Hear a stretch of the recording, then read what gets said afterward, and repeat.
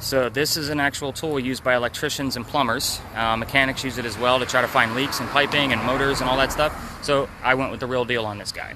So obviously I'm red, orange, and yellow inside that screen, which means I'm the warmest thing inside the screen. Everything around me should be blue and black, okay, around my shoulders. So it's going to fluctuate based on whatever's inside the screen. So notice, like I said, everything around me is blue and black. It's going to fluctuate, and it'll show you some orange, red, and yellow up in there.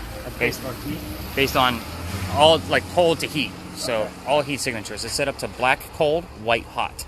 So black and blue are our coldest areas. So if something blue or black comes across my obviously orange face that will not change temperature, then we obviously have something going on. It also records audio, and I usually hand this off to my skeptics so I can hear their commentary all night long, which is usually really funny because it does record everything. So it's recording video and audio, and that way you guys will have another point of reference for more EVPs if we happen to capture anything. So that's going to go to you. You're going to hold that horizontal. You're going to be my cameraman all night long. Okay. The orange-red square there on your left-hand side, that means that it's recording. So in the event that it changes into a circle, let me know, tap it again, turn it back to a square. I just have to splice some video together for you. Right. So I'm a writer, not an AV tech, so try not to hit that red square. This morning, just for an example, both my tours accidentally hit it, and I had a little bit of a glitch with my software, and it took me like 4 hours to get everything done. And it was just to get it formatted so I can give it to them before I even reviewed it. So then I had like another three and a half hours of viewing it. So I've been pretty busy all day. How far accurate? Like, so this is like your body temperature's like right there. How far out does it work? So if I were to keep going out, and I'll raise my hat so you can get my forehead, because that should be right around 97, 98 degrees.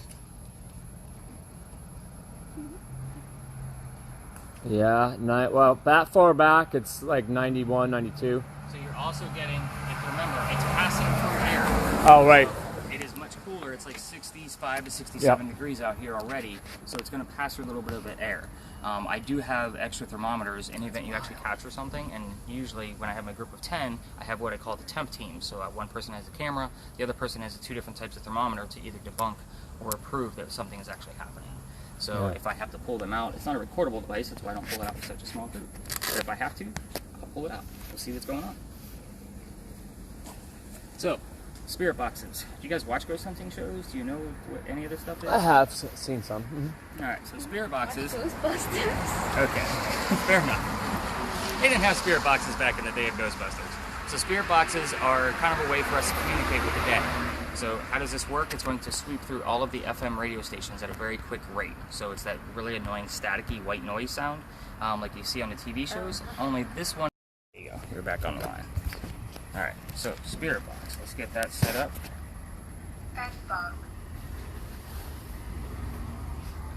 So...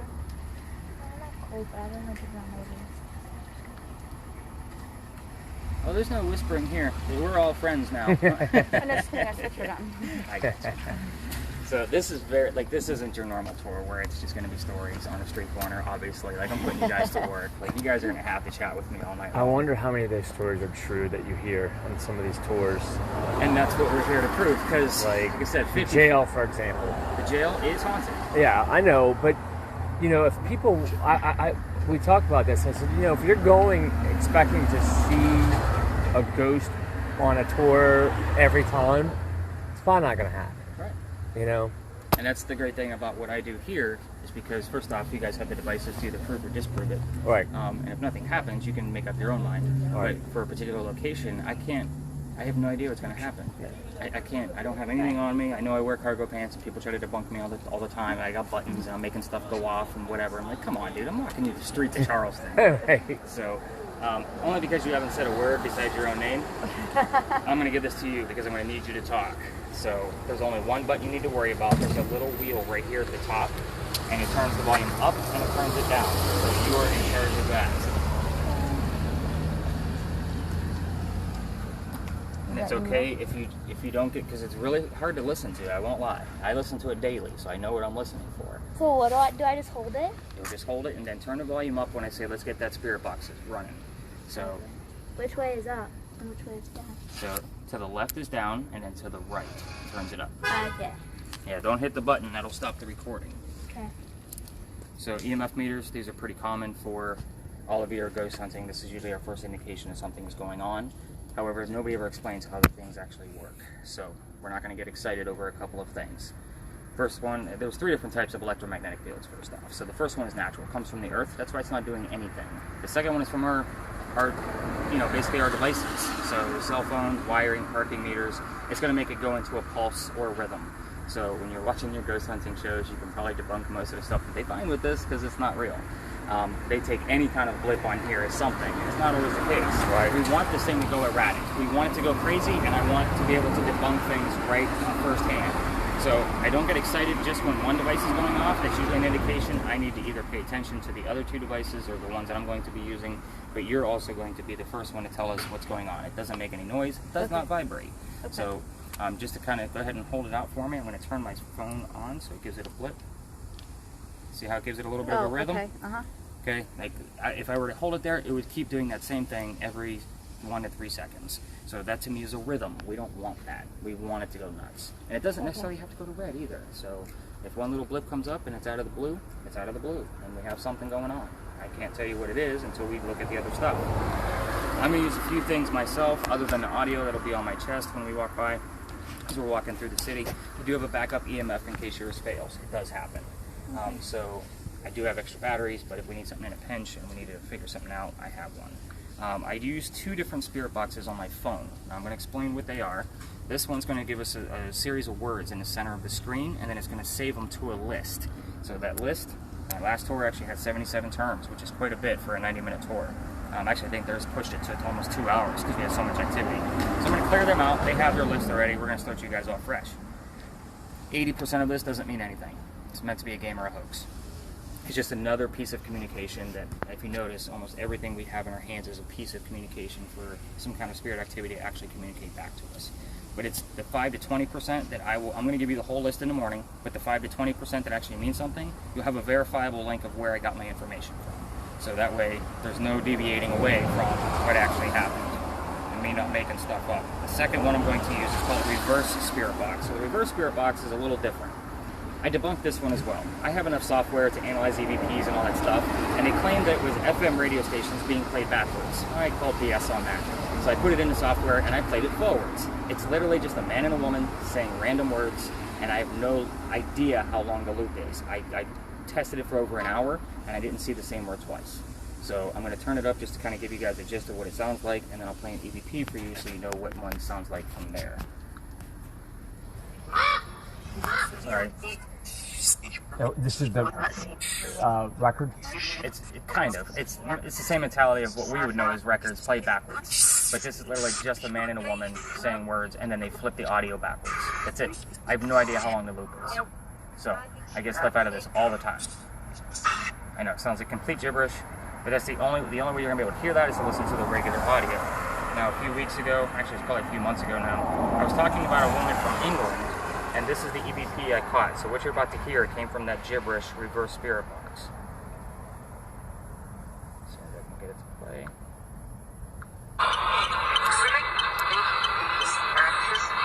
Baked beans breakfast.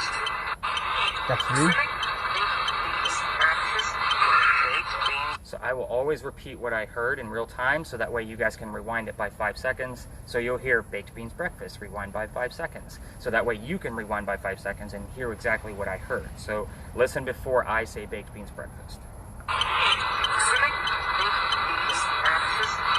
So plain as day, right? Mm-hmm. That came from that gibberish reverse spirit box. So here's what happened. Your spirit box told me, I'll fix you.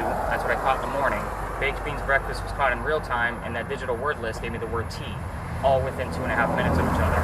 So I'll fix you baked beans breakfast and tea. That's a breakfast over in the UK. Yeah, right. I didn't know that at the time. I had no idea what the hell baked beans breakfast meant. Like one of my guests told me that night. They're like, oh yeah, that's the thing over in the UK. That's probably coming straight from Eliza. So I reviewed all the data wrapped around that because that was the strongest thing I've ever heard. And I got that full sentence. I'm like, heck yeah, that's enough to show like all of my guests and going forward how that thing actually works.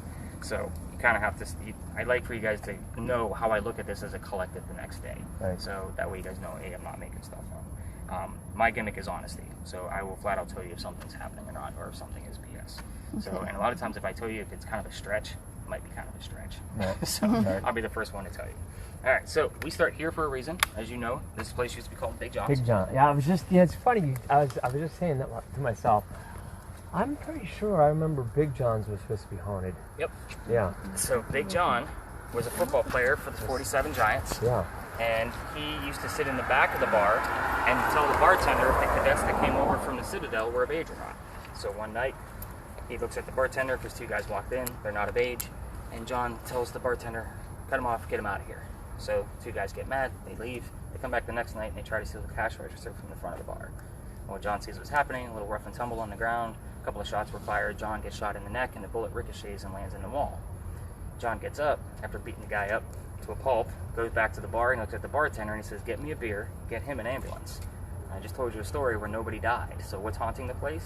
It's the bullet hole. The bullet hole is still here, to my knowledge. Now they're renovating and doing things in there, so I don't know what's going on with the building now. So, but in that bullet hole, they say that people that sit in the front of the bar start to not feel well, dizzy, headache, nauseous, those kind of things. I say that because I don't know how paranormal activity is going to affect you guys. And you live down here, obviously you're visiting, so you guys you're in a paranormal city anyway. So I'm not too worried, but I do have things on me to protect me, as I'm sure you can tell. I have a lot of psychic friends, and I'm very superstitious. I do carry a lot of stuff with me to keep us protected and grounded and the negativity away. So that's a big deal to me. But if anybody's feeling headache or nauseous or anything like that, just let me know. We'll get you to a safer place, get you a bottle of water, do whatever we have to do. It's a big deal. So the other story here, we have a big, I'm sorry, I'm going to keep saying that because you live here. We had a big earthquake here in 1886. So allegedly this is also where the first death occurred. So that was a historian friend of mine. But the previous owner of this bar, it was called Kane Run Bar at the time, Paul used to see some darkened shadows out here on East Bay Street after closing. So take that for what it's worth, but apparently the mantling that's above your head is actually cracked off and struck that person in the head and killed them. So I don't have any proof of that, but again, I kind of have to take that historian's word that this is where that happened. Right. So. Interesting. All right. I didn't know that. So this was Kane back in the day. No, so it was recently Kane's. Oh yeah, well yeah, that I know. Yeah, so it was Big John's Tavern. They kept the name forever. I think it was something back in the 50s, and then it changed in the late 50s. Oh, I thought you were saying it was Kane One Bar back. No, this was just recent. Yeah, so, no, right. Because I've been doing this tour for a year and a half, and most people would go in and have a drink before they come out to my tour. Right. So he was, nice enough to let me start my tours here, only because I like to give that kind of health hazard about the nauseous and dizziness kind of thing.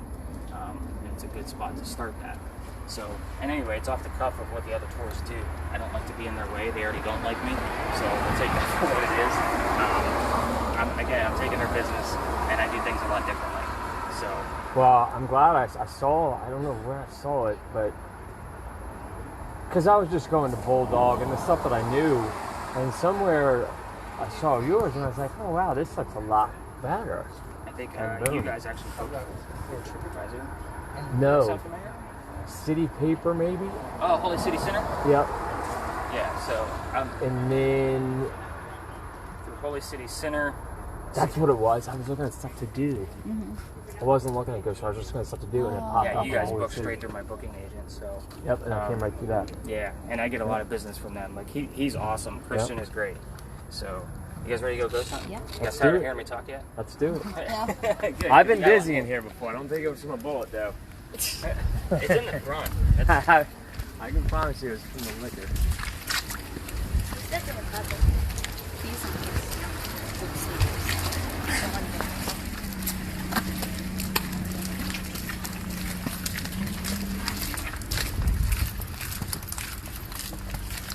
So I was looking at my fingers to see how cold my fingers were. Did you do mine? Yeah, yours was a lot warmer. She says I have Raynaud's, and that's when my fingers get really cold.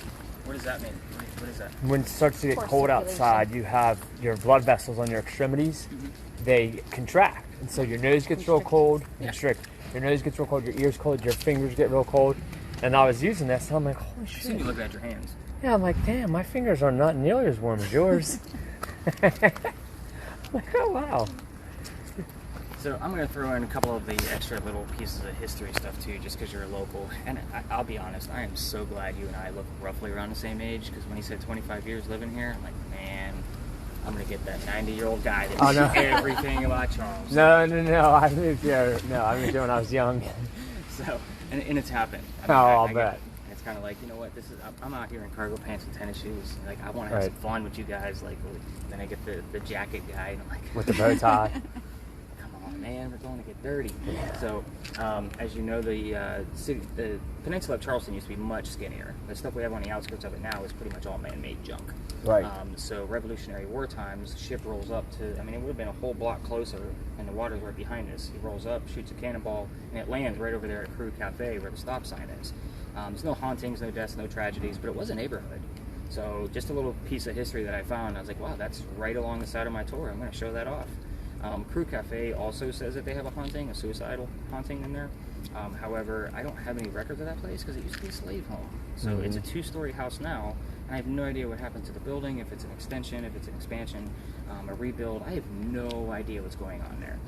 So they did ask if I wanted to do a full investigation, because I did just walk through with an EMF. I did get a little bit upstairs. I could probably debunk it with some of the old wiring that's in there, but I don't have enough data to be able to say that it's haunting, and I can't find any suicides that happen there. So I'm going to take that for what it's worth. Yeah. So again, I'm probably going to pass. I was supposed to have done it over summer, but thank you, COVID. You screwed everything up. So where are we now? This is Palmetto Carriage Works. I call this the Red Barn Lot, just to make it nice and easy in your notes. This is where we keep the horses for your carriage rides. Okay, so the horses are in that barn.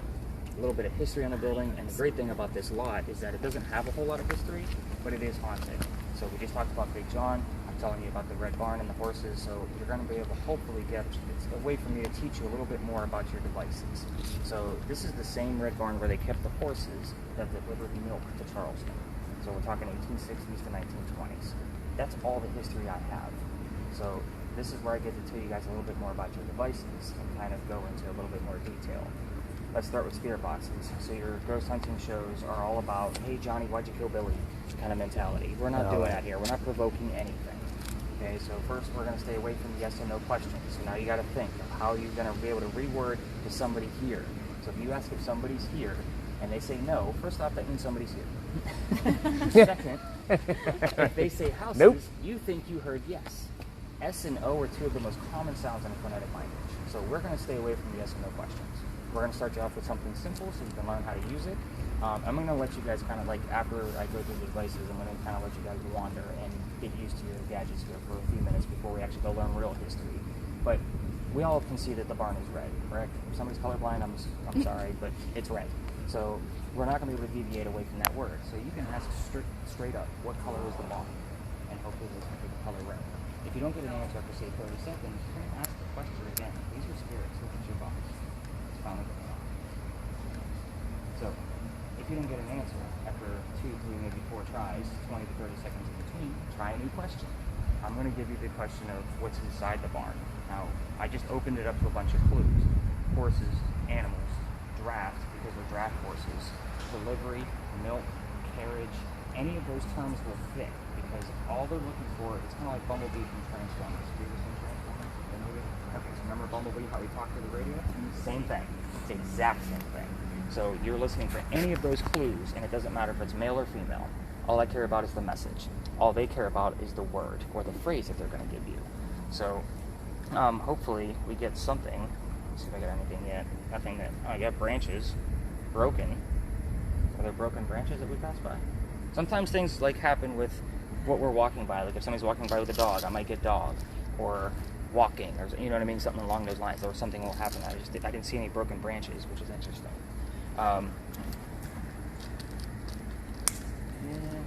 Yes, no, kind of weird. Yeah. I don't want to stretch it. All right, so thermal imaging. Let me show you a little bit more about that. So I want you to point it at this wall behind you and kind of tell me what you see. 70 degrees. What do you actually see, like color-wise? Reddish pink. Okay, so watch what happens when I get into the screen. You see how the whole thing, you now have an array of color? Because I'm obviously going to be the warmest thing in that Right, screen. and now behind you turn blue. Right, so you want to have a person in view at all times. We are 97 to 99 degrees at, because it's only like 65 degrees out here, which means nothing out here is going to be any warmer than, say, 70 to 72. So with this particular location, we have metal, asphalt, brick, wood, foliage. This way you're going to learn how that's going to fluctuate based on what's inside the screen. So when you guys are watching that later, you're going to have the full explanation. Just to kind of give you a gist of what you're looking for, I did capture something in the next location that we're going to. And I saved the video. It's nice and short. That way you guys have a good gist of what to look for. Sorry, I normally have it set up. But So I should keep people in the video at all times, try to. or as a base. Yep, Okay. exactly. So what you're looking at here is an orange wall. You're going to see 2 living people go past that wall. Do you see their heads? Mm-hmm. Okay, so let's fast forward a little bit. And you're going to see 2 dead people go the opposite way. Oh, it already went past. Sorry. So still watch above the wall. Dead. Oh yeah. Dead. Yep. Obviously somebody stayed in view the whole time. Mhm. So that's what we're looking at. So I'll show you guys real quick. So the orange is a wall. You're going to see 2 living people go past the wall. Did I go too far again? I did. Alright. 2 heads will be above that wall in a second. See the orange? Oh, yeah. They're the same color. Oh, don't get excited. They're living. They're still alive. Let's look for dead people. They're going to be 2 dead people right here. 1, 2. Oh, because it was black. Right. And we always had a person in perspective. So I always want to make sure we have one person because of our skin. We'll obviously give him a base, like you said. It's a good example. So that's part of the reason why I always say, let's keep one person in view. Alright, so your EMF's going a little bit wonky. I don't see any rhythms into it. And you're holding it pretty still, so good for you. I usually get kids want to wave it around and point it like it's a laser gun. I know, right? So I'm going to let you guys kind of wander a little bit, get used to how that thing goes. I'm going to try to capture some EVPs with mine. You want to definitely turn that spirit box up. Don't make it so loud that you're going to spook the horses. So just kind of make it audible to whoever's for you and the person next to you. Now, what do I do if this thing is going crazy? You guys need to stop so she can ask more questions. Oh, okay, so I go with her. Yep. Yeah, you guys can, stay as a trio. So that way he gets a gist of things as well, and that way he can listen in. So in case something pops up, I know. And this is why I kind of give you the alone time with the spirit box, because it's weird to say it in front of the professional guy that does it all the time. So this way you can kind of play with it and get used to it, and you guys can. Where do you want us to go? Over there? I want you to stay within the lot. That's Okay. the only thing. Go wherever you want. Don't be too loud for the ponies. Stay within the lot so we can all see each other, and we'll be Okay. safe. And he's still playing with his hands over here. Yeah. Are you got it or not? 72 on the tips. Probably gotta get that closer. That's my guess. Oh no! When we were in the mountains a couple months ago, and the sun went down, we were at like 6,000 feet in the Smokies. It was 40, and within 30 seconds, my fingers were numb. Couldn't hold anything. She had to do everything. And when you have Raynaud's, you get red streaks up your fingers, right? Because this is white, and they streak up, and it's just one of those things. The reason why I was asking was because I pretty much wake up with my hands numb every day. Oh well, yeah, but are they cold? You know, No, they're not cold. you gotta remember, I type 90 words a minute and write novels for a living. So Oh, yeah. that carpal tunnel is coming. So, I know it is. And That could be There's times where I come nerves. out here Nerve because I'm condition. dealing with devices all the time. Right. And with my epilepsy, yeah, it's a nervous condition. So Right. I got all kinds of weird stuff going on. But like I'll be just sitting there watching TV with the wife and the dog's on my lap, and next thing you know, my hand, like the whole left side will be numb, hands and feet. It's like that's crazy. That's a weird feeling. Yeah. Well, especially when you got to type. I'm just trying to type a paper for school. Because I'm wrapping up my master's degree, so I'm still typing like a madman. I used to date a writer. She lives here. Her name is Ellie Davis. Do you know her? She's a ghostwriter. Okay. And It's an interesting profession. and then she had an editing company, and now she's a CBD. Now she grows CBD. She got the license to grow CBD, but yeah, she did that for years. Still does, I guess. Well, that's everything I went to school for. So Yeah. hopefully I start my PhD program next year. Yeah, did some interesting work with the founder of Vans Shoes. Okay. Went and did his biography, Really? and yeah, and I got a phone Yeah, call it's from, I forget which company it was, but they did like business people. Because I was in retail management for over 20 years, Yep. and they saw that I was a writer, they contacted me through LinkedIn and asked me if I wanted to ghostwrite for some of these big wig Forbes 500 guys. I'm right, like, no. Like, that's not my thing. Like, I read about that and shit. right, Like, right, exactly. is there a ghost involved? Like, Right. like no. Yeah. So, but like I deal everything with the afterlife, so I study mythology and all the different monsters and that kind of thing. I'm writing a book now and it's for my thesis for my master's, is that Atlantis is part of the afterworld, like afterlife. So there's a fourth realm called Afterlantis. that helps protect all of the other realms and keeps Yeah. it a secret from the ghost hunters on Earth. So it's an interesting concept. Well, why I believe in ghosts is I had a great aunt that did a lot of genealogy, a lot of lineage for family and stuff, and she was into ghosts. And when I was a teenager, we had gone to her house, and she swore it was haunted. Found out the two children, she would hear things, and she had a room upstairs that was a library. Okay. Books would always fall. She'd put them up, they'd always come back down. She found out that two kids died on the property. And young kids, younger. And she said she found out their names. And the woman was in her, 70s, 80s when I was there. And she found their names. And when they were coming down the stairs, she called their names. Okay. And they scampered back up, and kind of laughing. Sure. And scampered back up. And she's, for years before she died, she said, oh yeah, we hear the books all the time. Fall down, I hear them. And I guess ever since she found out their names, Yeah. they're playing with her. Well, yeah. They're And children. that's- and you see what I'm doing here. You see the demeanor I have. I'm not giving you some dark, eerie, Right. like the demons within me kind of shit. Like, that's not what I do, and that's not what this is actually about. Right. What's funny is that we were just talking about the afterlife and the different realms, heaven, hell, purgatory, and Afterlantis in my book. So, again, we'll take that for what it is. And that's what popped up? That's the word that it just gave me, purgatory. Wow. See what came up behind it, field. But again, with what my PhD program is, if they accept it, is they allow you to pick your dissertation of what you're going to study. Uh-huh. It's a PhD in creativity. Okay. So I proposed that I study the paranormal based on my field, and they're like, well, you have to have so many hours. I'm like, do you realize what I didn't give you the whole scoop here. I go ghost hunting every day. Does this not qualify? It does qualify. It does, okay, good. So, I have hundreds, almost thousands of hours tied up into this so far, based on my own investigations, plus what I do with you guys Right. every night. So all this data you guys are collecting, it's That hopefully going to should get me. be, yeah, absolutely. So my website is literally chock full. It's jam full with just nothing but data, all Right. organized. And it's verifiable proof based on I want to study all of the different devices and how they work even further to maybe extend what this field actually does and get the Zach Baganses of the world off the damn planet. So they're I don't want to say they're capitalizing on this because of people's fears and Right. I'm going off people's curiosity. Right. That's a different story. So the fact that them two right now are walking around asking a box questions and hoping the radio is going to give them an answer, that to me is why I'm here, and that's exactly why we're here. You might be able to answer this question. So we were when Carrie was here last time, we were walking down, I guess East Bay Street. We're going to have dinner or something, and when you're talking about how the peninsula was much thinner, I asked myself, how in the world did they get all the dirt to extend it back in the day when we didn't have earth movers? Right? I don't know Still if had a lot of.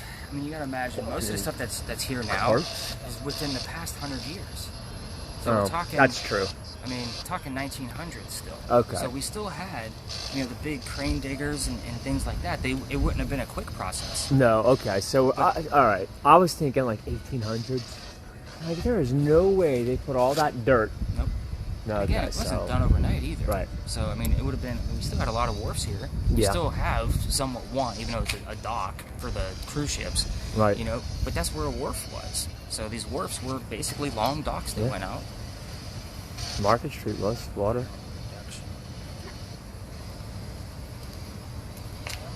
Just got dumped. Dump. So, did we hear anything? No. Okay, that's all right. Somebody's That's- singing in the radio. Is that somebody there singing? It's a radio station. But that's what we want.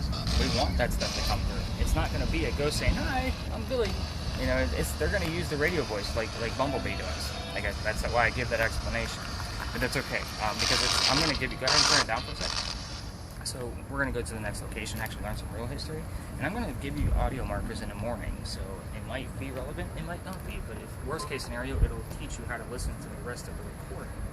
So again, it's just a matter of the phrases that I'll hear, and it'll be, hey, it's 25 minutes and 32 seconds, listen right here, and it'll be a quotation of what I actually heard.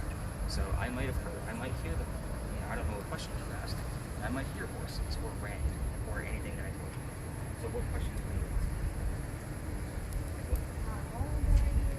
Okay. Numbers are good. Numbers don't lie. Okay. What color was the floor? The brown. Are you happy? No. I'm just saying if anything that I caught on mine, because we were chatting the whole time, I didn't get a chance to actually listen. No, I just got the word anger. So Anger. yeah, that's okay. Are you happy? Anger. It is like the perfect night, by the way. Nice little breeze. Oh, I know, right? Well, I gotta carry the gear, so I'm not gonna be sweating by the rest of the night. So that's the positive out of it. If they haven't seen a Charleston summer night, You haven't? they haven't, no. I'm usually drenched by the time I'm done touring. Second week of July, it's the hottest week out here. Man.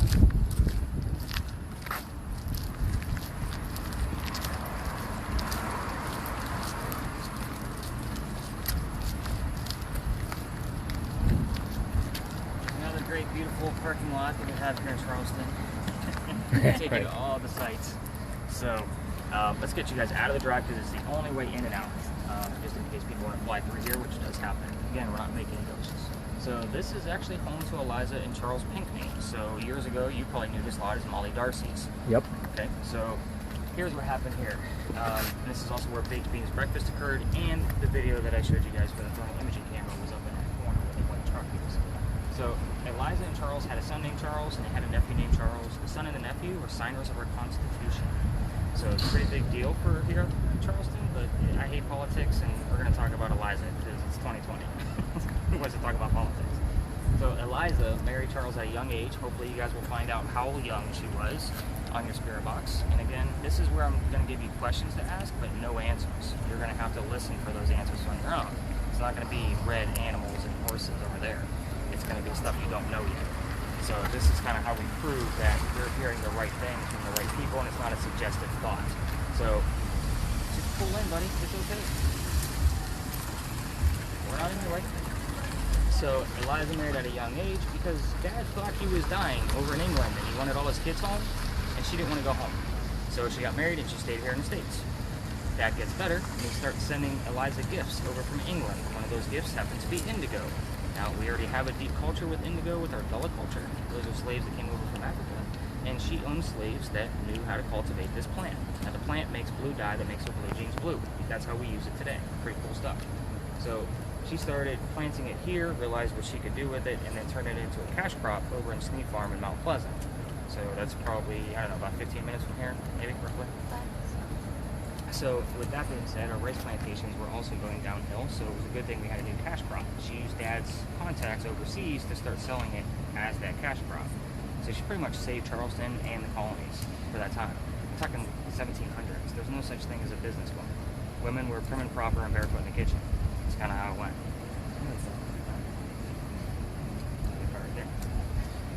So I just got the word boss because she was a boss. No, that's a stretch. I'm not gonna put that in there. So this is an interesting place. I like for you guys to go directly after Eliza as far as asking your questions. So I'm going to give you some weird facts about her, and hopefully you get the right answers. Obviously, her age when she got married, the number is significant because it's also her birthday. So we'll kind of see what comes up there. You can ask what happened to the mansion. It's obviously no longer here, and hopefully she'll tell you. Anything about her death that you want to know, how she died, how old she was, where she buried, and which U.S. president was a pallbearer at her funeral. That comes up quite often now, too. I actually learned that from doing these stories. I got that name one day, and I'm like, what the heck does that mean? Dove in, boom, there it was. He was a pallbearer. So if that shows you how important she was. You can ask what the daughter's name was. So she only had one daughter. Try to stay away from the other kids. I know I already gave you one son's name was Charles, but don't ask about the others. All of our activity starts to go a little wonky after that. The light over there is blinking on the back of Five Church Restaurant. It usually will go in sync with your EMF meter. So in the event, like when it is blinking, because it isn't always blinking, if you hold that up like you're going to take a selfie with it, it will actually be in sync with what is going on with that light. So it's the same pulse. It's usually within 2 pulses of a video. I've tested it several times. So it's an interesting piece of I use that as my barometer. How much activity are we going to get out of this? So I'm seeing quite a bit because that thing's flashing like a disco. Why? What is that? So my theory behind that is that that's a weak light. Okay. Uh-huh. So again, sometimes it's not even on at all. Okay. But the energy that's pouring out of this place, her EMF has been given little blips from time to time. Oh yeah, I saw is that. actually influencing that weak light. Now the light next to it is not so weak. Obviously, it is not the same type of light, but it's the one on the right that's blinking, and it's always different. I never know what it's going to do until I walk up to this place. But that's usually my barometer of how much activity we're going to get. Interesting. But that's my theory is when I don't have any activity on that light at all, there's usually very minimal activity inside with everybody that's exploring with the different devices. So I'm going to let you guys explore with some of those questions. I'm going to be, again, trying to tackle things on my spirit box so that way you guys have a separate piece of audio.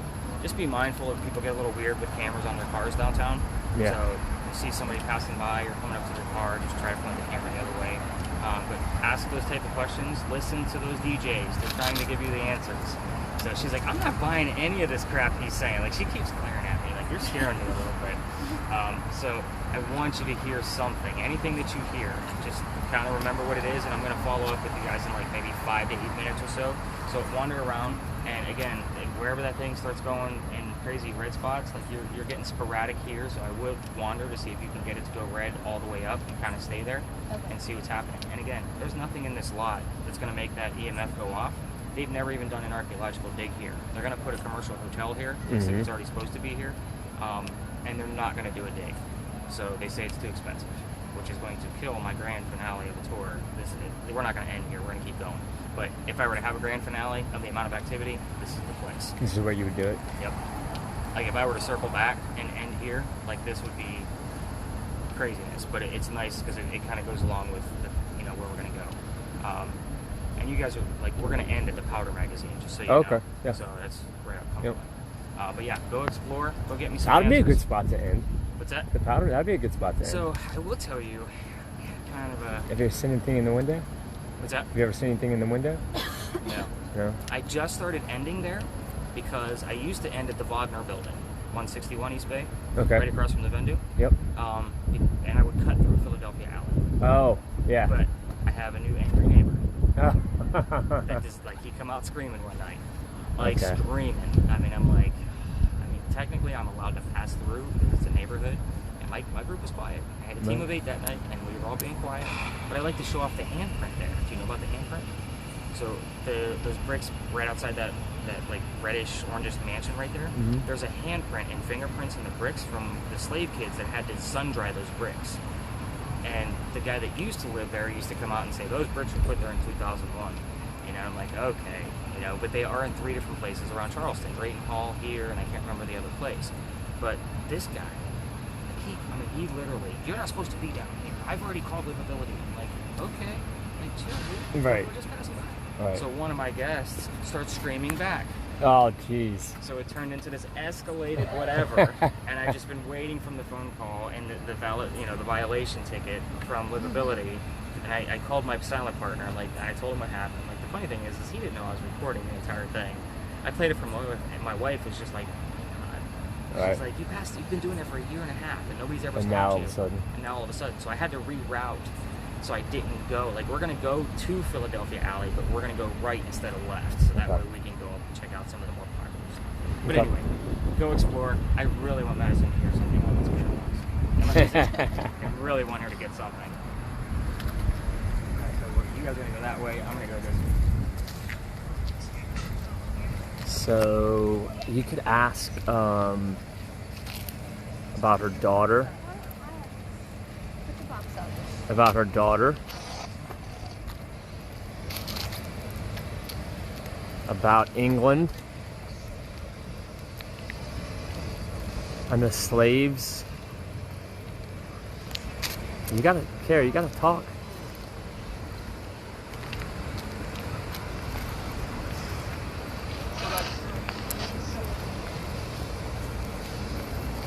The hanging of the slaves.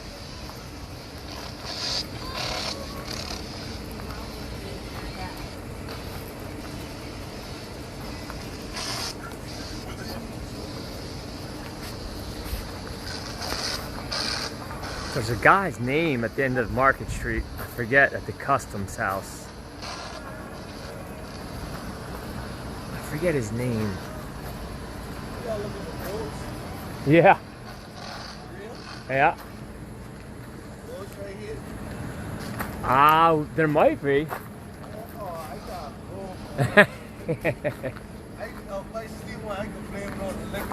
That's right. That's what I do.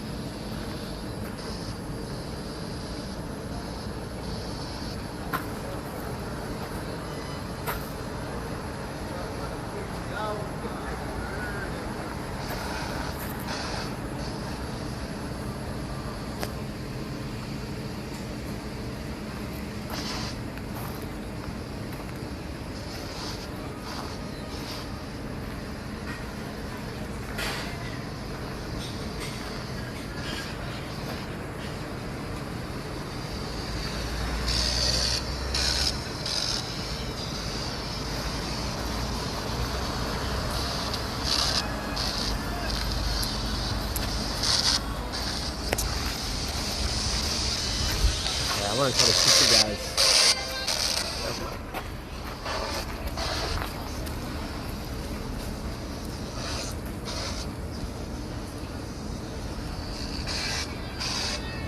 Who is Molly Darcy?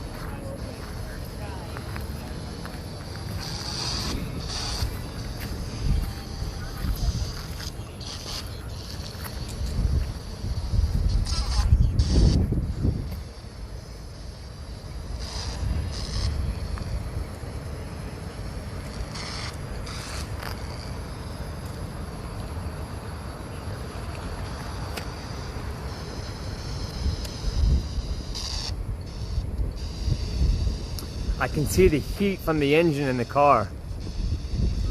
Yeah, that one.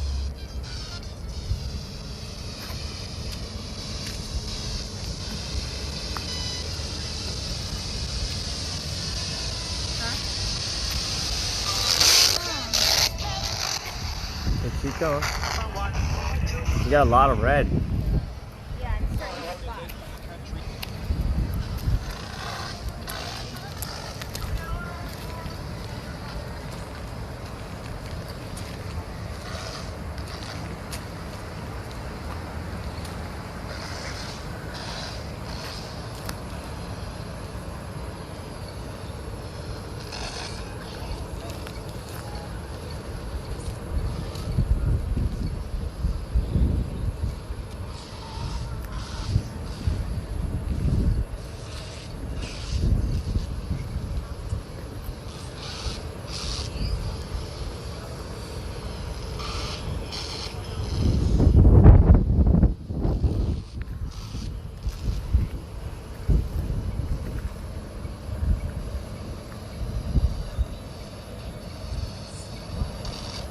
Here's me out.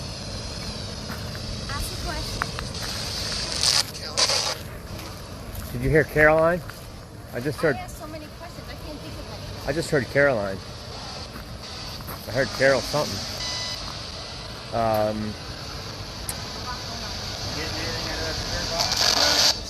I swore I heard Caroline. Not a name. It's not a Nothing name? relative. No? Oh, I'm hearing something. Okay. What are some of the stuff that we're talking about? So her death, anything about her death. Oh yeah. Oh, I also Okay. forgot to tell you that she was the second wife named Eliza from Charles. So she likes to tell us what her maiden name was because that's what she goes by. But the first wife did the same thing. So they go by Eliza blank Pinckney. Right. So you want to fill in the blank. Ask her. Say, Eliza, what is your maiden name? Yep, and you just asked it. And again, they need time to muster up the energy to give us that answer. So what was that guy saying to you that was walking by? And he said, "Are you looking for good?" And I said, "Yeah." And he said, "Oh man, I'm getting out of here." He said, "It might be the liquor." I said, "Yeah, me too." He says, "If I see one, it's probably the liquor." I said, "Yeah, me too." we get homeless in here from time to time, so Oh, I yeah. usually kind of scour. They like to hang out by the caves back in the dumpster, so I would like to scour it while I'm telling you guys what's going on here. That's why I start over there. But I didn't see anybody, so. But you'll see them first on the thermal imaging. It's Right. cold out here. You'll see the body.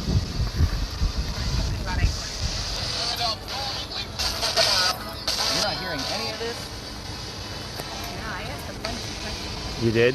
Okay, what did you ask? Because I mean, I have answers. So go ahead and turn it down for a second. Just a hair. You said it was Charles Pinckney? Yeah, Charles. Yeah. So when we're asking questions, the answers can go anywhere. Right now we have 3 spirit boxes running because I have 2, you have 1, and we have 2 pieces of audio. The answer can go to any one of those 5 things. And when I have a bigger group, I have another spirit box that comes out. It just works differently. It doesn't record. So again, the answer. That's why I said, what else did you ask? Because I have answers here that didn't make any sense to me. So. Tell me an answer and I'll tell you if I... Well, the words call and lie just showed up when I came over here. I got the word nothing. Daddy.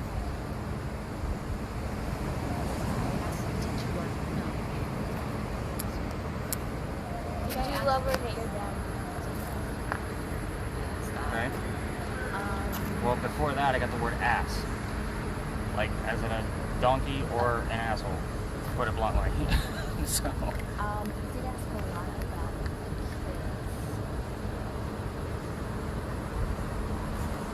Before that, I had the word Dutch. Oh, what did I say? I know, it's like I asked so many questions. I said forget something what I about asked. the slaves, Okay. right? The slaves and the slave trading, and the guy at the customs house. Oh, I forget his name. He used to stand right on the corner of East Bay and Market and did some stuff. What is his name? Do you know what I'm talking about? No. I can't remember. It's in one of the stories with the historian that I was talking to. Okay. I feel like Dutch was part of that story that Okay. They had I'll mentioned. dive into that then. yeah, right there at the corner of right there. East Bay, right in front of the customs house. Yep, right in front of the customs house. I'm pretty sure Dutch was part of that story. The Dutch. He was Dutch, or that was like a name? I can't remember. Right. Yes, it was not a name. It could have been his name. Maybe he was from. You have to look into it. It had something to do with just the treating of the slaves and what he did, and they did food and they did livestock and all that stuff. Okay. Interesting. Okay. And a lot of times, like he's here, go hang out too. Like there'll be times I'll say, "Hey Charles, put your name on the box and hold it," because you gotta remember 1700s. They have no idea what the hell this is. So I'll say, "Hey, it's the one with the blue lights," and his name will pop up. That's happened to me at least twice in the past year. So he'll hang out too, and I've gotten answers from him. He doesn't always like to do that. He'll give us certain things about him. Like I've gotten the word October here twice in the same night, like the same session. And what that means is he was born in October and he died in October. So it's kind of like, hey, I'm here. Here's October, and then October again. So it's kind of a. He's given me his political party before, and then the word Jefferson after it, which is he was part of the Jeffersonian Republican Party. That's how he got started into politics. So I get all kinds of things that are tied to him, but until he's really like gutsy and I say, hey Charles, put your name right on this box for me, and I've done it with guests in front of me, and they do the oh my god. I'm like, what? He's not hurting us. He's just chilling. He just wants to tell us what his name is. Right. So, but a few other words just popped up: terrorist, act, and Cameron, and then the word aim. So James K. Polk. That's my ancestor. I'm like, tell me about James K. Polk. all right, so let's give Terrorist. it 5 more minutes. Keep listening to your spirit box. I really want you to get to it, because you just give me that blank stare. I mean, we might have gotten stuff. Did you not? But I think I'm out to prove to her, like, Oh. she's just not catching. But you're everything. hearing stuff on there, right? Yeah, but it's the radio, right? That's what we want. Yeah. We want you to hear the radio. Yeah, you want to hear the If radio. the DJ says Diamonds Direct or Diamonds Are Forever, that might mean something. We don't know. Of course, it's a commercial we hear all the time down here. But you might hear something along the lines, like, just to give you an example. So last night's evidence, just pull up what I got there. Because I always give some markers, like I said. So here's one. Let it load up. Come on.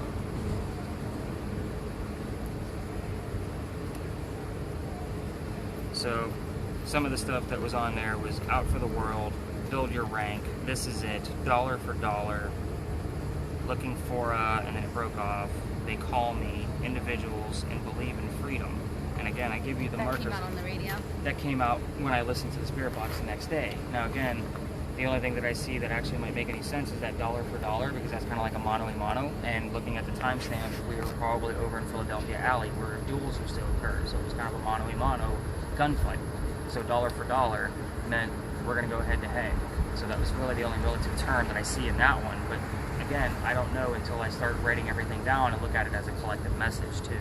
So again, sometimes that I'll fix you, baked beans for breakfast, and the word tea all together is in 3 different areas. 3 different devices gave me that. So every little phrase that you hear, it might mean something. We don't know until we kind of dive into it. So if you hear house fire, this house burned down. That would make sense here. Earthquake, right? Earthquakes, Yep. house fire. Yeah, so house fire, that's actually what damaged the house to the point where they had to take it down in the Great Fire of 1861. Now that's obviously after Eliza and Charles's time, but they still know about it because they always give us that evidence. You'll hear ashes, burning, fire, anything that relates to a fire. So if it's heat, and it happened right in that corner where you guys were hanging out, that's why I was kind of hoping you guys were going to capture something up there. It's usually a hot spot for me, no pun intended.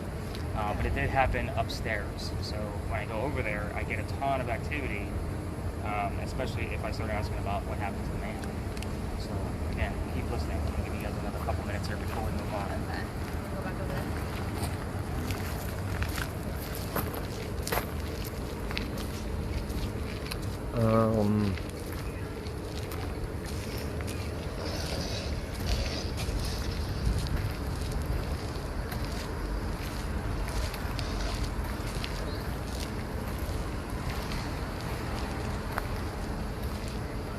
Poogan's porch. Who's Poogan? Where's the dog?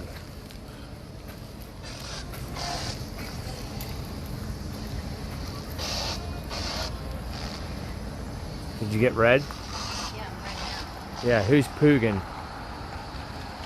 Whose dog was Poogan? Poogan's porch.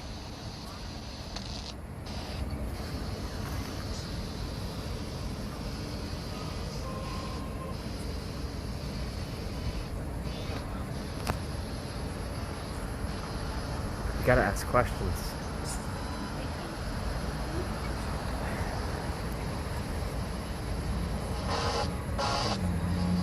How old are you?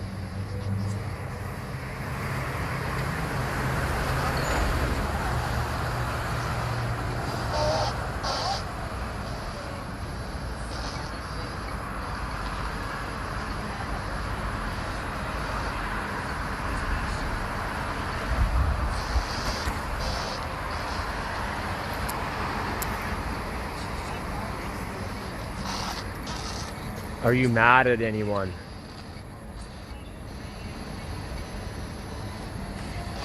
Who are you mad at?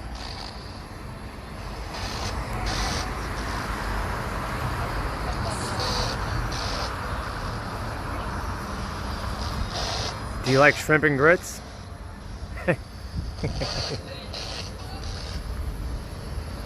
Do you eat shrimp and grits for breakfast? How old are your children when they died?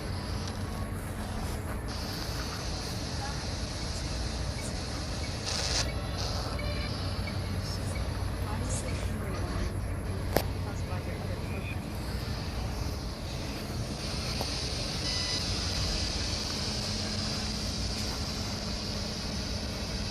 What sets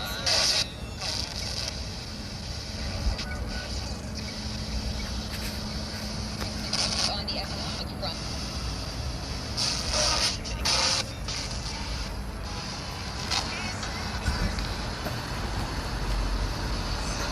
you don't know anything about your mother?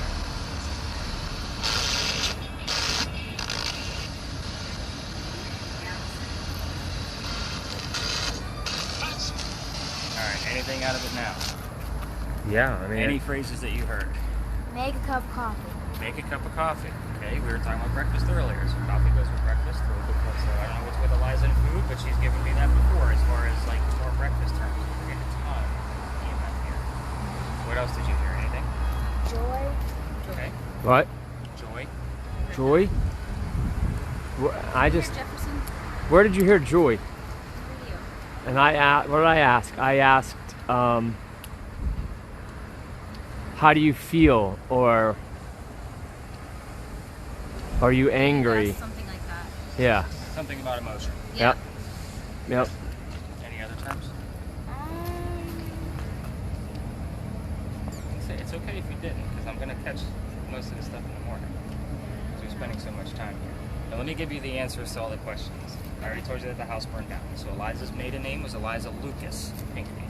The first Eliza went by Eliza Lamb Pinckney, as in a lamb sheep. What else did I have? The death, she died at the age of 70 from breast cancer in Philadelphia. So, and these are all questions that I've gotten answers to multiple times. That's why I hand them out for you guys to go explore. Didn't you ask how old? Yeah. So we'll see if that pops up. I didn't get anything related to 70. But she's also buried in Philadelphia. So that kind of shows you like the amount of activity I get down here from her. She hangs out here even though she's buried there. So a lot of people ask me why we don't go to cemeteries. If you're dead, are you going to hang out where you're buried? No, you're going to go to the place that you love. Yeah. Even though the mansion's not here anymore, she still loves this land. So as far as the president that carried her to her grave, that was George Washington. And I've had that full EVP come up several times. George Washington. Like, are you kidding me? So it's really good stuff when I catch it. So even the name George has come up by itself before, so I usually take that too, even though her father's name was also George. The daughter's name was Harriet. What else did I have you guys ask? I already told you about the house burning down. I think that's about it. I was asking things about her garden, so tell me other things that you planted here. Now I will go and ask questions that you guys don't know the answers to, so that way if you turn around and it said hydrangeas or whatever. Oh, right. That way you guys have a verifiable, I asked the question, you got the answer, even though you're 50 to 75 yards away from me. Got it. Okay. So I do that on purpose. I give you specific questions to start poking around with, and I go do something else. Okay. So that way there's more. And I always give you a commentary on your audio. So it's more about how to listen. Like, hey, if I hear something on the reverse spirit box, rewind by 5 seconds, because that's what I'm going to say. I'm going to repeat what I hear, then rewind by 5 seconds. So it's almost like you're hearing a story as I'm talking to you indirectly. You guys are out wandering. All right, so we're going to go up East Bay Street about 4 blocks. We're going to go up to Lodge Alley. It's definitely a masked up area. Yep. If you're going to listen to your spirit box, definitely listen for names in this case. I'll explain the names once we get there. And here your EMF's going to go crazy the whole way because of parking meters. Oh, Pretty okay. much ignore it.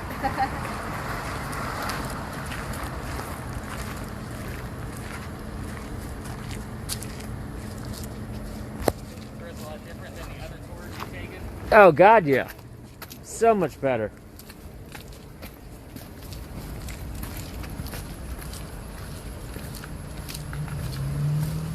There is a restroom in the candy shop if anybody needs to use it.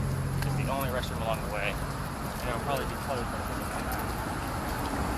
So just putting it out there. I like to be.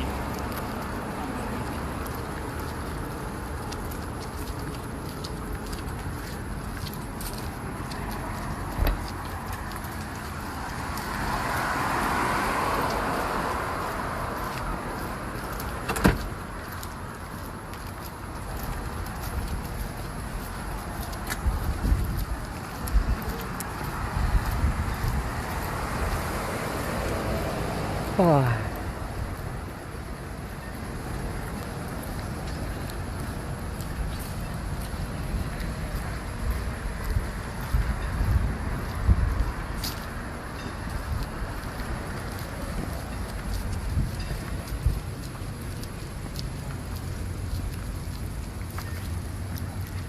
Sorry. No, you might go after.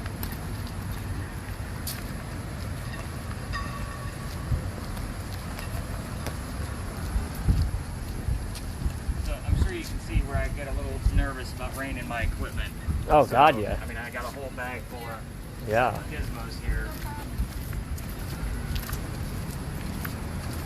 I mean, don't get me wrong, it's all covered on insurance, but I don't want to wait to get something back in. It's towards the top.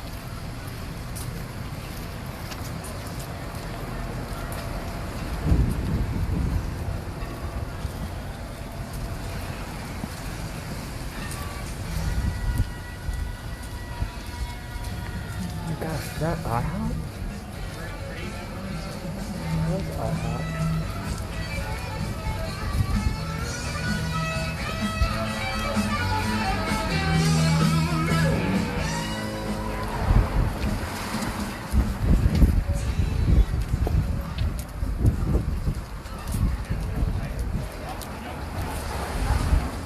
Yeah, everybody knows what that is.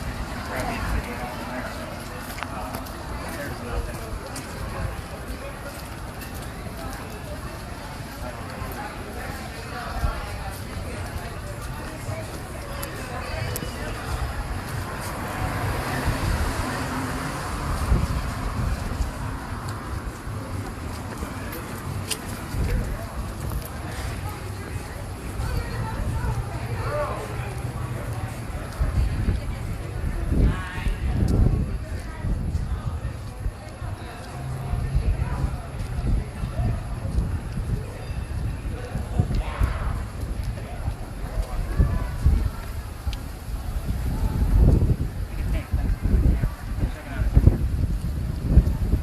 What's the dynamic here? Like, couple, cousins, like what's Oh, this is my daughter, a couple. okay. We had like a long distance couple last night too. It was How does that work out? Travel. Neither one of us work, so we get to travel a lot. Neither one of you work? No. I guess I really don't either. This is mine. I just live off of her wealth. Oh. This makes it fun. You live downtown, so I can only imagine.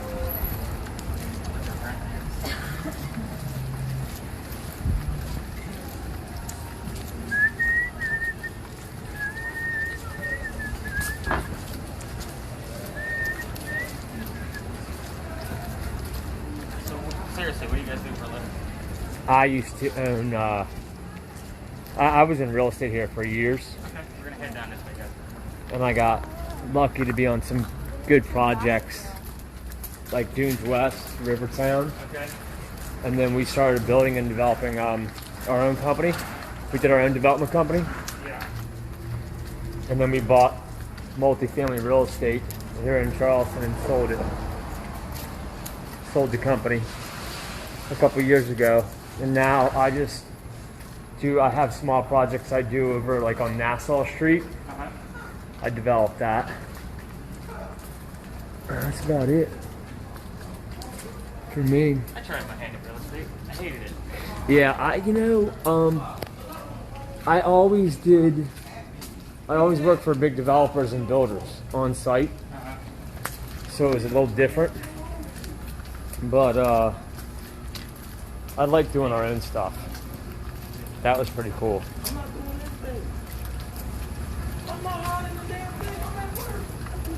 Apartment complexes, mobile home parks. Okay. Stop working that last door. Kind of making it over as it goes on.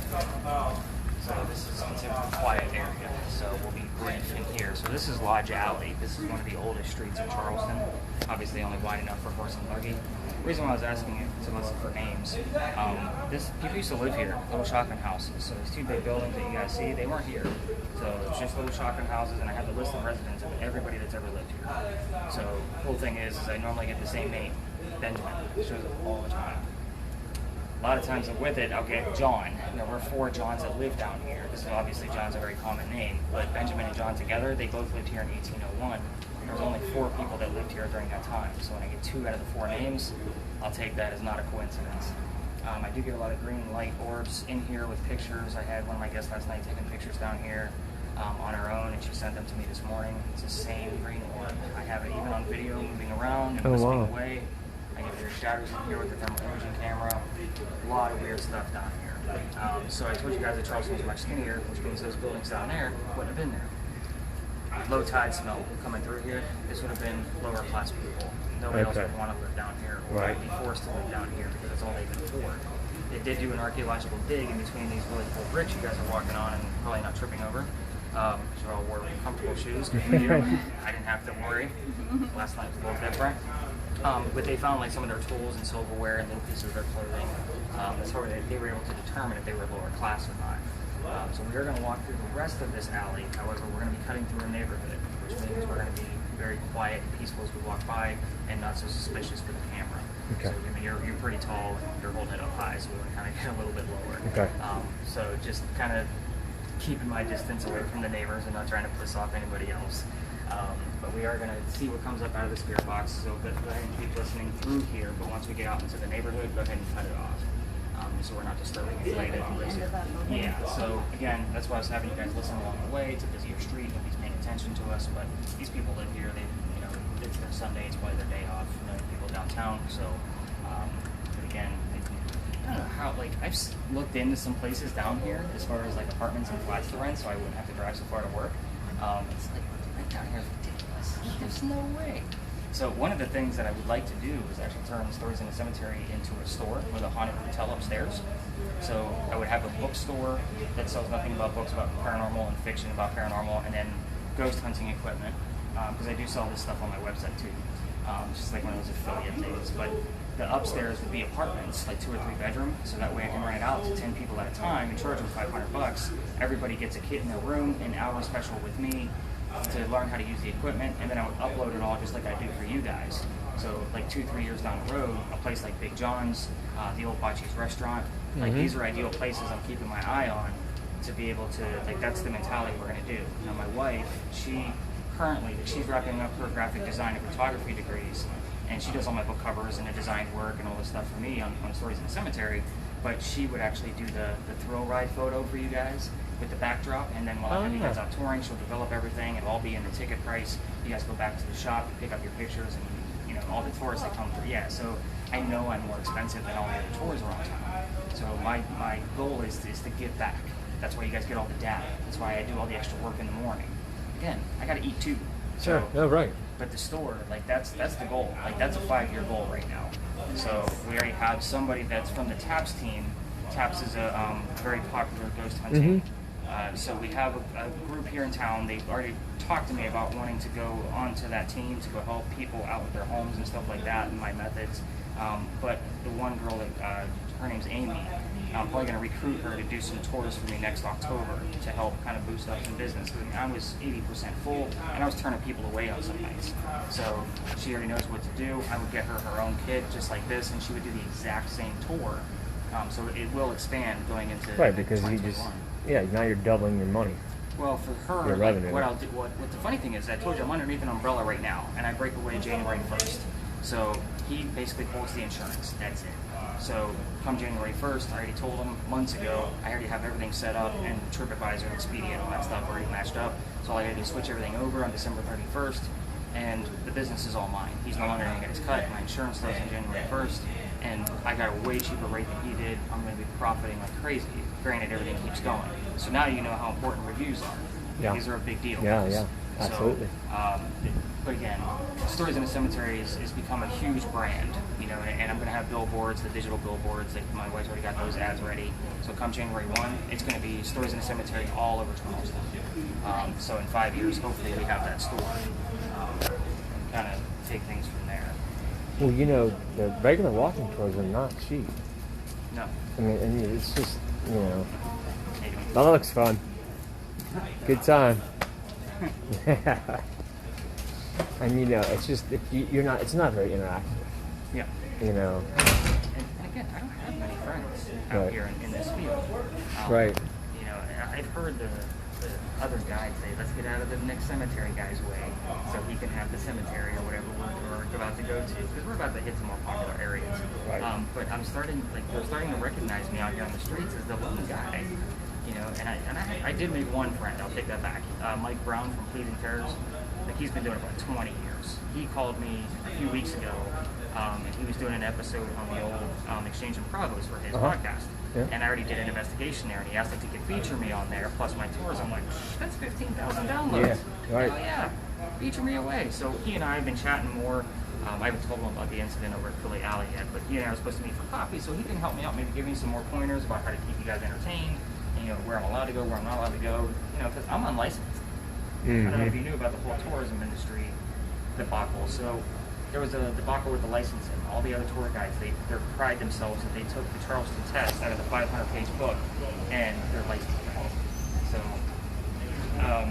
with that being said, Charleston Cavalier Tours, the guy I teamed up with, was going to go with unlicensed guides that did something a little different, which is where I came into play. He wasn't able to recruit anybody else to keep the business going. I'm like, I'm not doing this with you anymore. Yeah. I was like, I can make so much more money on my own. Right. I'm already doing everything anyway. All Right. those texts that you got, they're for me. I do that in the Yeah, morning. exactly. Right. Set them up. Yep. I'm boring Madison. Let's move. Yeah. What was I gonna say? Oh, so when you were down in the dungeon, you talking about the one at Broad and East Bay? Yeah. Okay, when you were down there, were you picking up stuff? Okay, because I was there, I don't know, like in the spring or summer, and I'm taking pictures. They're all fun. They're all coming out. They're all clear as day, and all of a sudden, boom! One is blurry. Something looks like it's coming out of the wall, right? Every other picture after that's fine as well. I don't know if I was moving the camera, but I didn't have it set so where if I did move the camera, it was going to be an issue. You know what I mean? Yeah. It was kind of interesting.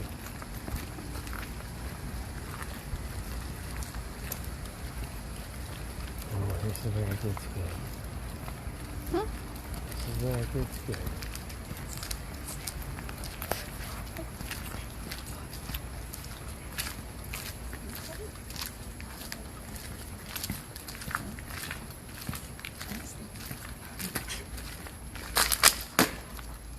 There's not a ghost. At least that wasn't a camera. That's what I thought.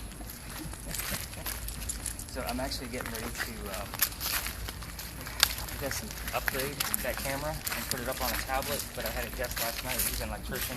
He's like, "Dad, I can get you one of the big ones, Oh, really? like military grade." Dude, Yeah, that'd be nice. Yeah. as long as it's easy to, because I mean, I get people that have no clue about technology. That's why I keep this as simple as possible.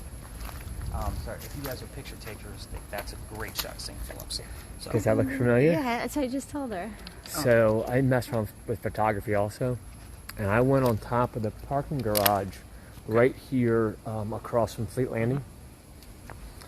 Tripod, roof. It was probably, oh my God, it was probably, it was almost dark. Almost dark. And I opened up the camera, the lens, for about 20 seconds and just pulled it all in. Yep. And the picture is amazing. The colors in the sky, Yeah, the because you got all the background. rooftops of all the other places too. Yeah, and Yeah, the, that's and all. the light. It was just. Well, you were probably right in what do they call that? Like the last 10 minutes of the day where the sun's still up. Oh, My yeah. wife knows because it's our Right, so the sun's down, but the light's still there. Right. It's reflecting off the clouds. Yeah, Beautiful picture. Yeah, I got that right there. Boom. we're about to walk through Philadelphia Alley. This place used to be called Diller's Alley. Before that, it was called Cow Alley. Cow Alley because this is where we kept the livestock for all of Charlestown. So it was just inside the walls, and they needed a place to keep the sheep and the chickens and everything else. So this is where they went. But we all tell the story of when it was Diller's Alley. I tell the story out here just because this is a very popular spot. It's Sunday night. I don't hear anybody in there, but I want to kind of keep the mystique for you. So Diller's Alley, there was a doctor that moved down here from Rhode Island. Keep those initials in mind, RI, because they come up again later, and they might show up on your spirit box. So he's supposed to get married to his fiancée, Amanda. Amanda just inherited a bunch of money from her dead parents, and the attorney that's handling all of that money says, "You're not getting married. Send the doctor away." So the doctor moves to Charleston. The coachman that brings him into town sets him up to be robbed and killed. Not a very good start. He sent him uptown, so it wasn't a very good neighborhood. So somebody sees what's going on, and his name was Ralph Isaacs, initials RI. So he says, "You shouldn't stay here. Let me take you somewhere safe." He takes him over to the Thomas Rose house, which is 59 Church Street, same street as the big steeple you see. So he takes him over there, he rents a room, everything's going well, him and Ralph become friends. However, the doctor's practice starts to take off. So he's making lots of money, he's proving he's not just after Amanda's money, and she's going to be moving down soon. So Ralph is from Charleston, so kind of keep that in mind, and they used to go see plays together, but because the doctor made so much more money, they couldn't sit next to each other. The doctor had better seats, so he's the jerk. So they talk about these plays on the way home. They go see Richard III one night from Shakespeare. I don't know which theater, and no tour guide can tell you the exact theater, just because it's unknown. We had dozens at the time. But they're talking about Richard. The doctor loves the new actress. Ralph does not. They start arguing. Next thing you know, Ralph is insulting the doctor's fiancée back home in Rhode Island. They obviously get very pissed at each other. They go their separate ways. Ralph's from Charleston. He calls his friends at the newspaper and he says, "I need to place an ad." So his ad says, "What a disgrace the doctor is to the city of Charleston." Not a very pleasant thing to do. The doctor sees the ad and he rebuttals with, "Let's go down to Diller's Alley and settle this." And normally when we think of a duel, what's going to happen? Someone's killed. Fight. Somebody's going to die, right? That's a misnomer. Okay, so that's only about 25% of the time. Most shots were shot either in the air or into the ground. They were just willing to take a bullet for whatever the hell they were fighting for. But when there was a death, that doorway that you see on the far wall, on the brick wall over there, they would take the body through that courtyard, go drop them over in St. Philip's, and then they'd go celebrate the winner with a pint. So that's how it used to go when somebody did die. So here's what happened with the doctor. Would they take the body over to the cemetery? Yeah, so they would take him, there's a courtyard right there. Uh-huh. They would take him through that doorway. There's a gate there now. It wasn't there then. They would take him through there, over to the cemetery at St. Philip's, drop the body, and then go celebrate the winner. So the doctor and Ralph come down, they take their 20 paces, they turn, the doctor points his gun in the air, and he shoots. He didn't want to kill his friend. He was willing to forgive. But he was willing to take a shot, and he did, in the kneecap. Ralph didn't want to kill his friend either, but he also wanted to make his point. They were both being an ass. So The doctor didn't die, so he didn't go through the death gate that I call it. He was picked up and carried home to 59 Church Street, about a mile and a half from here, and he died 10 days later. So what's the moral of the story? Don't get engaged to Amanda. You're gonna die. So they say as you walk through the alley, either way, that you can hear the whistling of the doctor. See how we use all the different tools for all of the different locations. That's why I like to vary it up. So I've caught 2 that I can't debunk, and it's always something melodic in the background. We do have a lot of hecklers in town. They always like to give a fake whistle as they walk by either end. So, sorry, there's your fake one for your audio. Wow, that echoed pretty good. Yeah. So again, I'm going to stay away from your spirit box. If you're going to listen to it, just kind of keep it audible to you only. So that way you guys can get a nice clear audio and hear for any whistles. They also say you can get gunshots. If you hear gunshots down here, I call BS on that. I've never caught a gunshot or any kind of cannon or any craziness. I will tell you, I've had whistling come up on the spirit boxes, like in a commercial kind of thing, while I've been in here. So I will kind of take that for what it's worth. It was kind of like, okay, I'll take it. Like, right. That's not a stretch. It's whistling. It's the Whistling Doctor. If you Google the Whistling Doctor, there's a very great long story written by Miss Rhett. So I think it's called The Ghost of Charleston. It's in that book. But that's the best version of the story I've heard. But we're going to walk through here, let you guys kind of check out the death gate, but we are going to make a right. At the end on the left is where those handprints are. So when you guys are walking around later, come by and take a look. Okay. Just don't let that guy debunk you. Again, they're real handprints. So, and if you even look at it, the thumbprint goes into the next brick. So basically, that kid had to put that brick in wet, like kind of shove it in there, and then slam his hand into it, kind of like a screw you. I don't want to do right. this anymore. And it's a small handprint. It's going to be smaller than hers. Like, it's tiny. So, but it does take up a whole brick. And you can see where people put their hand in it because it's worn down and things like that. But it's pretty prominent. But you can see fingerprints, like finger swipes through there the whole way down. But unfortunately, I can't take you there anymore. Right. It's wet. I don't know if it's going to give me the creepy sound of that. Oh, no. I usually give the creeper sound.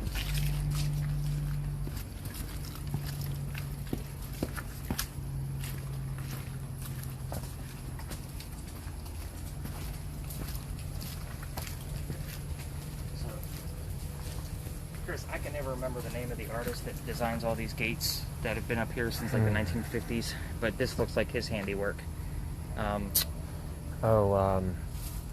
gotta look it up. The Ironwork, it's a company now too, right? Yeah. Well, I think that guy just died this past year. I know who you're talking about. Yeah. Yeah. So this does look like his handiwork with like this viola style, circular motion. Like this all looks like his handiwork. Mm-hmm. But I can't remember either, but beautiful gates. yeah. Nobody ever talks about why this gate is here. I forget where I found where they give you the history of this. And but so that's what this is. This is the gate where Yeah. they took the bodies. Yep. So Yeah. the duel would occur down there in the center. Take their 20 paces. There And would be a then crowd on either side, based on whatever side. It was like a sport. Yeah, right. So they would just pick them up, carry them over. Wow. Nobody talked about it. Interesting.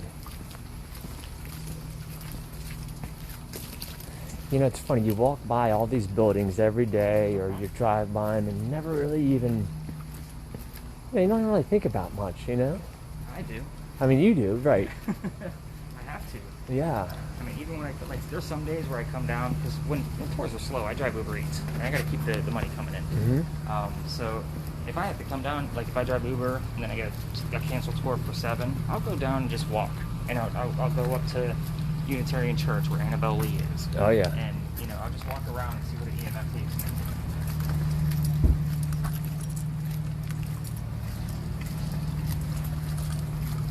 I've had people come out of these apartments too, because again, I have a digital camera I hand out, Mm-hmm. and they're like, these are apartments back here in the yellow building, and they'll come out screaming, "Stop taking pictures of my house!"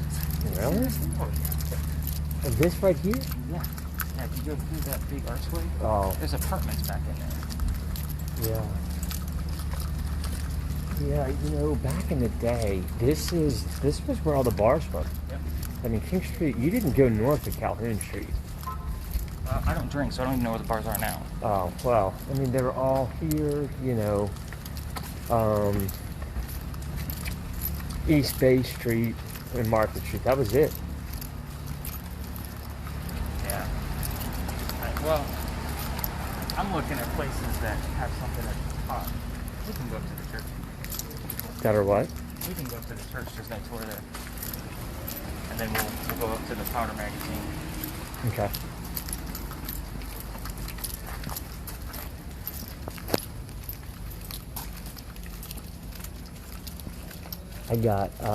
I was in here, the Circular Church, one night.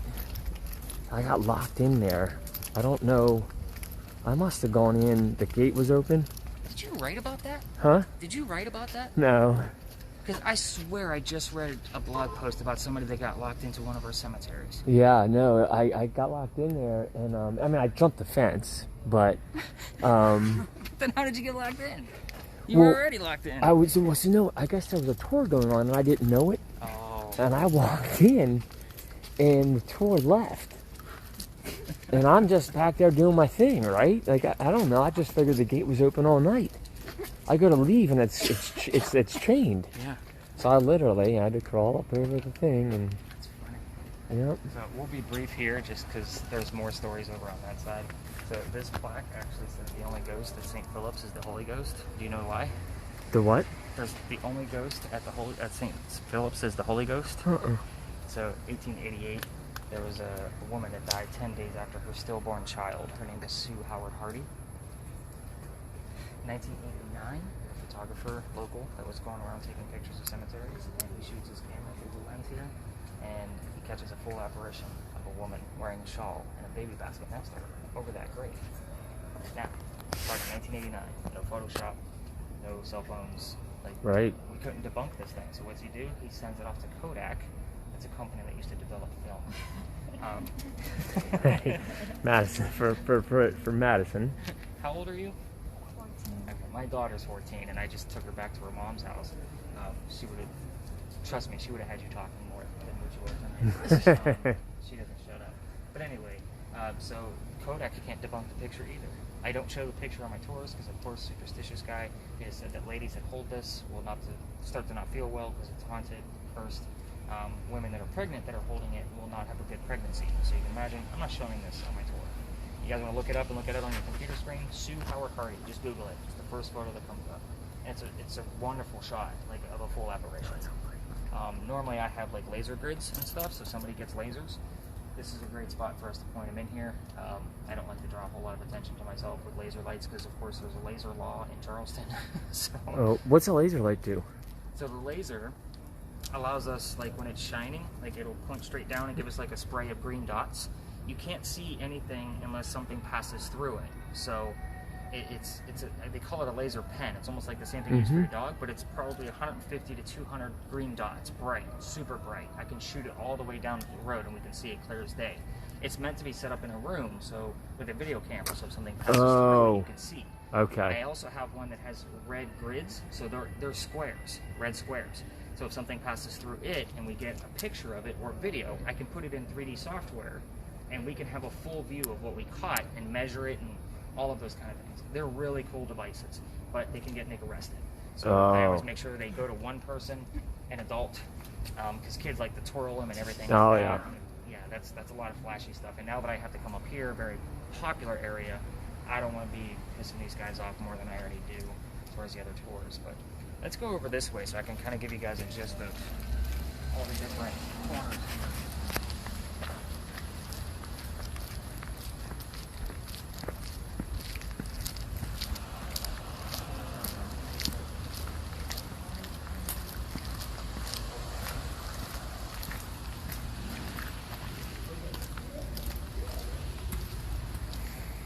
Before we actually go up to the Powder magazine, I kind of like to tell you the rest of what's going on over here. I haven't seen another tour tonight. Have you guys seen it? I haven't seen anybody either. But anyway, so there's a lot of stories here. First off, we passed up Bocce's. I don't know if you know the story there. So the doors don't stay locked. The doors open on their own.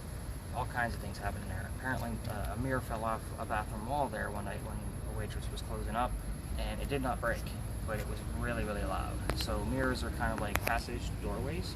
So when something passes through it, it has enough force to knock it off a wall and keep it intact so it won't break. So you can imagine if something's coming through it. So I want that building. Like, I want it to be haunted. So that way I can open the shop downstairs. And Botches is closed now. Yeah, Yeah. and I believe Tommy Condens is using it for storage because I see guys go in there from time to time. It's like they bring out pans and all kinds of stuff, so I can only imagine what they're using it for. And I don't know how I'd be able to get my hands on it for a decent amount of rent, but I need the stock and inventory before I can open up. So, but that's one, like I said, there's a lot on this corner. So the Pirate House is right past, do you know where the Pirate House is? No. All right, so right past this, there's two different sides of the cemetery. So the native Charlestonians go on that side, everybody else goes to this side.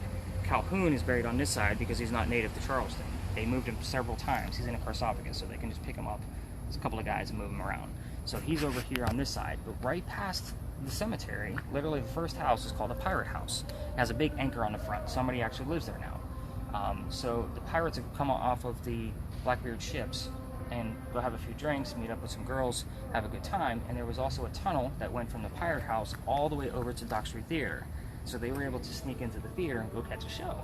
Blackbeard would stay on the ship. He never set foot on our soil. So there's a lot of myths and legends around the pirates. That's why I kind of stayed away from it. But with the Powder magazine, I kind of have to dive into it a little bit. Dock Street Theater, the reason why I tie all that together the way I did, because it has two ghosts as well. There was a young lady named Nettie Dickerson. She worked here at St. Philip's. Now, she was past the marrying age of 17. She was 23. So nobody wanted her. She was too old. So Dock Street Theater was originally Dock Street Theater. Then we turned it into Planters Hotel, and now Dock Street Theater that we know now. This was during the time of Planters Hotel. So she sees all the prostitution and those things going on down there. So she quits the church, puts on her best dress, and goes down and gets herself a job, and she's the best loved girl in the whole place, yet she's still not happy. So she used to go out to the second story balcony and ponder about coming back. The priest sees this from the church, and he goes down to talk to her out on the balcony. Storm rolls in, lightning strikes the wrought iron banister that she's leaning on, and kills her. Now, they say you can see Nettie in the Dock Street Theater from the knees up only, because when we turned it from Planters back to Dock Street that we know now, we raised the first floor ceiling. She's walking on the floor that she knows. Does that make sense? That's why I do the hand demonstration. I usually get the confused look until I do the demonstration. You can also see Junius Booth there, father of John Wilkes Booth, who shot Lincoln in a theater, no pun intended. But Junius was just a traveling actor, and also during those times would have been Edgar Allan Poe's mother was also a traveling actress. She was a child then and traveled through Charleston quite often. So kind of put all those clues together. And with Annabelle Lee, you notice she's buried in Unitarian because Edgar Allan Poe was stationed on Sullivan's Island as Edgar A. Perry. Oh, I didn't know that. Yeah. So you don't see a whole lot of his Navy time of his life in his work other than the Gold Bug. And I don't even think I've read the Gold Bug, which is weird because I'm a huge Poe fan. I think I've read everything. Apparently not. But at any rate, so the reason why you can't find Annabelle Lee's grave is because her father hid it and left it unmarked so Edgar couldn't go back and visit. So that's the reason why you can't find the specific grave when you're walking through there. Plus, it's overgrown. It's gorgeous in there, but it's pretty overgrown. The story with the Powder magazine.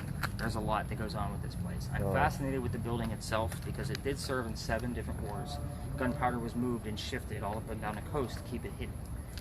This building is protected by 32-inch groin vaulted ceiling walls. So what does that mean? There's 8 giant pillars around the edge of the building. They're 32 inches thick, but they all meet in the center for another giant pillar in the center. So there's 9 pillars total. The roof that you see is filled with sand from 1712 because they finished the building in 1713. It's the oldest government building in America. So it is just inside the Charlestown walls. We had walls around our city, around Charlestown. I know I'm boring. I talk about history until we start looking at ghosts.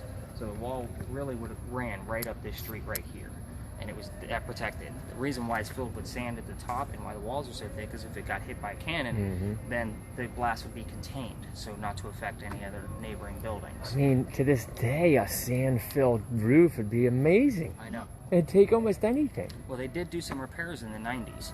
So that's how they were able to determine sand doesn't degrade, so it doesn't, you know what I mean? So it's still in there. So it's still there. Now it's a beautiful museum now, and it's very cheap to go through. And if you're into war stuff, like it shows all the different uniforms of all the different wars that it served. So 7 different wars, pretty cool stuff. Not big wars, but no deaths, no weird tragedies here. And I know the gallows in the front are misleading. It's kind of just a touristy trap to get you to go in. But there's no real deaths that occurred here, but they do say that Anne Bonny, the female pirate, haunts the place. I'm not a huge pirate person. I don't fall into those legends, but I had to learn about Anne Bonny, so I did get some evidence from this place last night. I was like, oh shit, I actually got something. I was surprised. So yesterday was the 300th anniversary of her trial for piracy, November 28th, 1720. So here's the story on her. Her father hooked her up with some guy. She didn't, they got married due to the times, because that's what happened over in Ireland, because that's where she's from. And then she hooked up with a guy named Calico Jack, had an affair with him, and joined his crew on his ship. But she's a girl.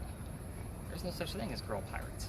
So she decided she's going to dress up like a guy and go on the crew. She meets another female that's doing the exact same thing. Her name is Mary Read. Well, then there was an attack, and all of the crew members got captured and were tried and hung for piracy, except for Mary and Anne Bonny. Why? Because they claimed pregnancy. So their hanging got delayed. Mary Read stayed in jail and died a year later. Now, Anne's father was very rich and was able to pay off the jailer to get her out. And she lived a long, healthy, happy life until she was 84. So, and it was right here in Charleston, and remarried somebody else. So she went through basically 3 suitors. So her first husband, then her, what's the term for that? It's not her mister, I guess is the right word. And then she married somebody else, and that's unknown of who that was, at least to my knowledge. But November came up several times. We did get the word trial several times on both my tours last night. So I was really surprised to see what we actually captured around. So that wall there was a wall, an original wall of the city of Charleston? Is that what you're saying? No, I'm saying that the original Charlestown wall ran up. What is this? Oh. Where is this? Is this Cumberland? Yeah, that's Cumberland. So it ran up Cumberland. Oh, okay. This is basically where the start of the city was, and it went this way. Okay. So where we were wasn't part of Charlestown. It was still open land. Okay, so it's from here down. Right. Interesting. So we are going to go up there. You're going to listen to your spirit box. We're going to give it about 5 minutes and see what happens, kind of wrap this up. I know I gave you a lot of data, and I didn't give you questions to ask for, but the name Anne, Mary, the word Read, because her friend was Mary Read. We did have Anne show up 2 nights ago too, so it's kind of like, all right, we'll see what keeps coming up. Now, there's no tie to Anne to this particular location. It's just the fact that she's seen here as a pirate. Right. People seeing things, I don't know where they're getting it from, but I'm getting evidence, scientific evidence, that proves that she's hanging out here. So let's go see what we can All right. capture. And I'll be curious to see if your EMF goes off too. We had a little bit of a blip yesterday. See how your EMF is not moving at all Yeah. compared to where we were before? Yeah, like I said, the Pinky Mansion site, if I were to do a grand finale, Yeah, right. that place lights up like a Christmas tree.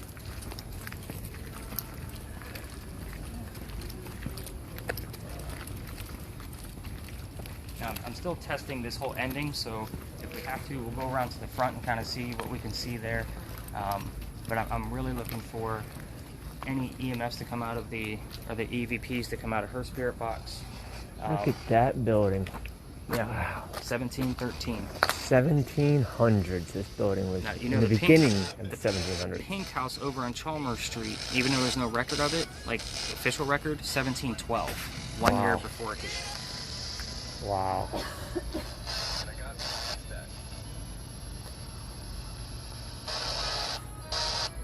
But you said there was something in the window here? Well, that's what people would say, is sometimes they would see a figure in the window in the front. I don't think there is a window in the Yeah, front. yeah, well, over here. On the door. If that's the case, I can add that to the tour and just say get the thermal imaging person in the regular camera. I think I have those same shoes you got on, man. I've been eyeballing them all Do- night. What are those? So these are ons. They're called ons, like that Swedish thing. Oh, yeah, I don't have those. Maybe I've just been eyeballing them. These are the hiking versions of them, Yeah, not the regular ones. no Yeah, window here. not a window. The no, people would say they would see stuff here. Because I know someone that used to live right here, Yeah. and they said that it was like in this area But I'm like, okay, well, Well, that building back there, the brick tall building, Yeah. is attached to this. okay, maybe that's what it was. Because this has been like all kinds of, what's the word, contrition. But this has been a bunch of different types of buildings before they decided to not tear it down and make it a museum. And again, it's only like $5 a head to get in here. I have a season pass for $9. Oh, really? And I love their library. Like, I go into the gift shop in here because they carry books that I can't find at other places. So Cool. that's, I mean, it's kind of like a little library card, and I get a discount. Awesome. Yeah. So, but every time I'm inside the building, I get no activity at all.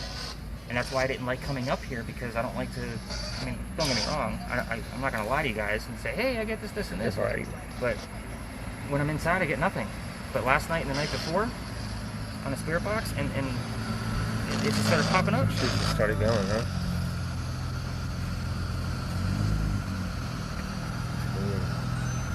But I think I'm going to have to get a monthly pass at this garage starting in January, just because the parking meters aren't going to be free starting in January. So I'm going to have to start paying for parking again. I told the wife, I think I'm going to have to go to the company. Right. So this was, she was a pirate, Yeah. right? Uh-huh. And this was so this was basically where the Well, we had men here guarding the gunpowder. the gunpowder and the ammunition and Right. yeah. I can't find any reason why she would be tied to this particular building. I have researched and read and researched and read and cannot find anything that ties her to this building. But they actually, there was, years ago, and you might even know this, they used to do what I'm doing here without all the higher tech stuff like what you have, inside this front yard only for like 2 hours. And they would charge people like 20 or 30 bucks to go in. Really? Yeah, just this building. And it's weird Interesting. because it's not a large space. Now, a guy like me and my daughter, yeah, we could spend 3 or 4 hours here investigating. But getting a whole team of 10 to 20 people in there with gadgets and devices and gizmos, like, that's Right. crazy to me. It's a small space.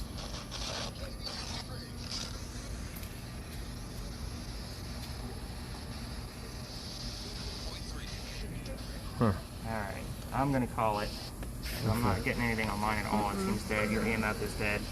So let's go ahead and get these devices collected. You see how it's steady right there? That to me is still a rhythm Oh. because it's staying on the one dot, which means it's coming from something inside, or we're probably near a parking meter somewhere. Well, there's one Oh, right there. here. Which means electrical lines are underneath us in the sidewalks. Got it. That's why it goes off on East Bay Street the way it does. Okay. So you guys park right behind me, so we can actually, once I get everything collected, I'll give you guys my card so you can check out the website ahead of time. Let's get the camera going. Any splicing I need to do.